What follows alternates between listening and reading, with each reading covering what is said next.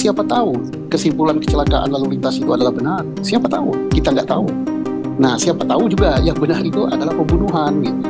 Nah, kita tunggu itu hasil-hasil ini, dan saya yakin bahwa dengan adanya putusan pra-peradilan ini akan diulang dari situ. Ya, gitu.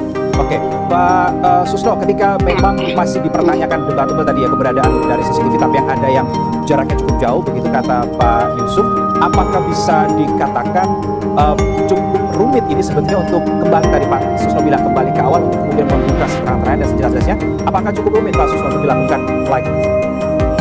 Jadi begini, udah bagus sekali penjelasan CCTV sudah terjawab oleh Pak Yusuf. Mudah-mudahan apa yang dilakukan oleh liputan 6 sore ini terpublish ke seluruh Indonesia. Nah, kenapa harus kembali ke titik nol, yaitu apa sih kasus ini sebenarnya? Kecelakaan benar atau pembunuhan? Kalau ini ternyata kecelakaan benar dan bisa dipertanggungjawabkan secara ilmiah, secara forensik, gitu, apalagi kecelakaannya tunggal, maka selesailah masalah ini. Selesai gitu, berarti sudah benar polisi tahap pertama. Jadi hilanglah nama-nama yang soalnya kalau ini kecelakaan tunggal dia nggak ada tersangkanya. Berarti yang sudah terlanjur terpidana seperti apa Pak Susno? Gimana? Kalau yang misalnya ketika kembali ke titik nol kemudian disimpulkan ini adalah suatu kecelakaan misalnya ya, lalu bagaimana para terpidana yang sudah menjadi hukuman statusnya otomatis bebas itu bagaimana?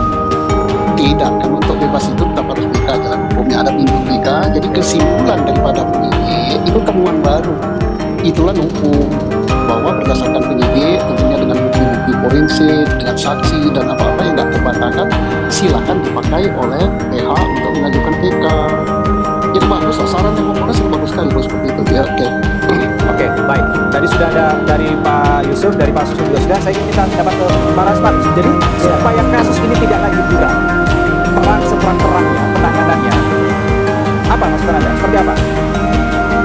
Jadi, pertama saya sampaikan dulu ya, bahwa saya sebenarnya tidak ingin bermusuhan, apalagi saya tidak pendapat yang maksudkan ya. Ini memang semata-mata saya ini bagaimana proses hukum jalan. Saya tracking point banyak yang saya pendapat dengan Pak Yusuf selaku perwakilan dari Kompolnas. Tetapi ada satu hal, Pak Yusuf, bahwa dalam data yang kami punya berdasarkan fakta-fakta, saya sampaikan terkait dengan ketua PK. Saya ingin sampaikan, ada satu orang yang bernama Saka Natal. Halo, berisik nih. Iya, silakan. Ada suara masuk.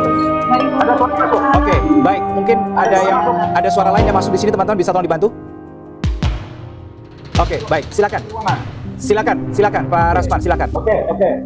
Saya ingin sampaikan ke Pak Yusuf ya, bahwa Saka Natal dia mengajukan peninjauan kembali. Ya.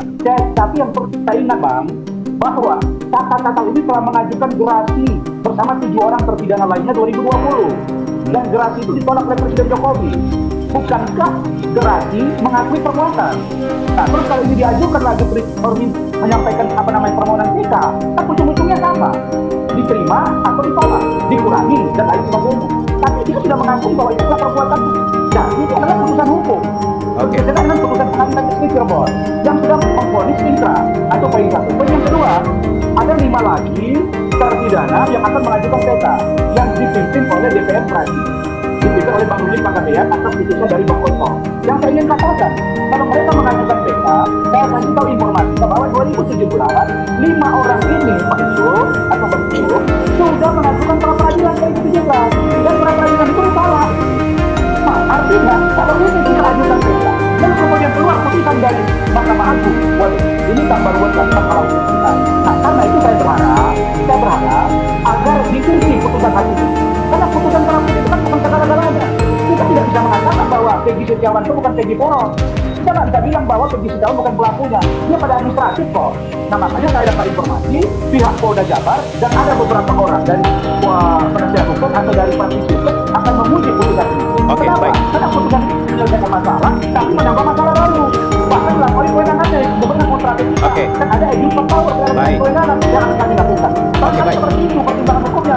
Oke, baik. Pak Susno, Anda sebagai mantan Kabar Eskrim begitu ya, kalau melihat kondisinya seperti ini, supaya bisa jelas gamblang ke depan, tadi Anda katakan kembali ke titik nol. Pertanyaannya begini, siapa yang harus diperiksa terlebih dahulu untuk bisa mengetahui ini terang secara terang benderang, alat bukti apa yang harus didapatkan atau yang harus didetailkan lagi, dijangkai lagi, begitulah Pak Susno. Apa yang akan Anda lakukan? Atau masukan ini bisa jadi masukan juga begini?